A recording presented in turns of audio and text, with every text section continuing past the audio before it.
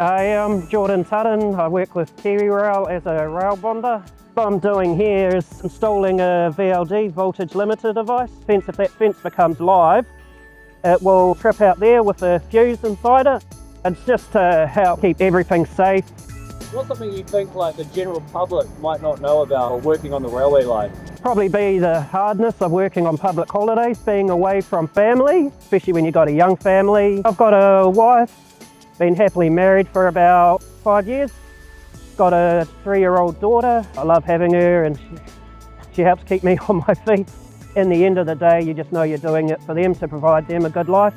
Someone told me you just bought your first house. Yeah, I've just recently bought it last month. It feels good buying a house because knowing all my overtime, night shifts, public holidays, weekends, it's all paying off.